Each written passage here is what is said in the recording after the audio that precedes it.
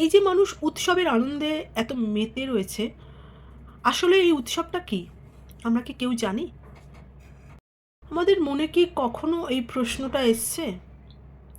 আসেনি নিশ্চয়ই, বা আসলেও অবশ্যই আপনারা জানাবেন কার কীরকম মনে হয় এই উৎসবটা সম্পর্কে।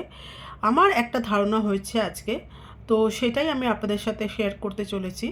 যদি কারোর কোনো কিছু বলার থাকে বা এর মধ্যে অ্যাড করার থাকে, অবশ্যই আমাকে জানাবেন। আসলে আজকে ছিল হচ্ছে একটা উৎসবের দিন। তো এই জন্যই আমার মাথার মধ্যে এই চিন্তাটা আসলো যে উৎসবটা আসলে কী। আসলে উৎসবটা যে 4টি অক্ষরের একটি শব্দ, সেটা শুনতে কার কীরকম লাগে আমি জানি না। কিন্তু উৎসব কথাটা শুনলেই মনের মধ্যে মানুষের একটা আনন্দ জেগে ওঠে। তাহলে উৎসবটা ঘিরেই তার এত আয়োজন, এত আনন্দ, তাই এটাকে এত সমারোহে পালন করা হয়।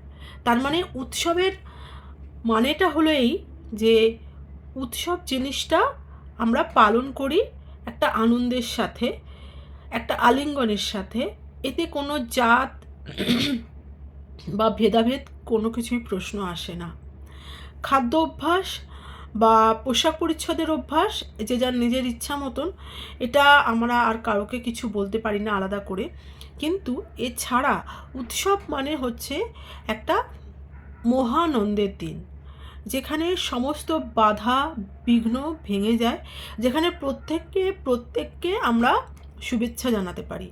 আজকে যে কোনো সমাজ মাধ্যমে কালকে রাত্রির থেকে একটা শুভেচ্ছা বার্তা দেওয়ার একটা প্রহর চলেছে। এই দেশ থেকে ওই দেশে, ওই দেশ থেকে এই দেশে বিভিন্ন মাধ্যমে আমরা বিভিন্ন প্রকারের শুভেচ্ছা বার্তা পেয়ে যাচ্ছি। কতটা ভালো লাগে বলুন?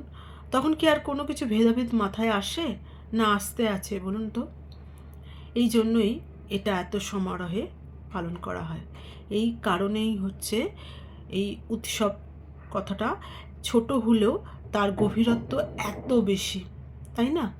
যাই হোক, আজকে একটা উৎসবের দিন ছিল, উৎসবের দিন শেষ হতে চলেছে, আরও দিন পড়ে আছে, তখনও পালন হবে, আবার আমাদেরও উৎসব আসবে, তখন আমরাও পালন করব।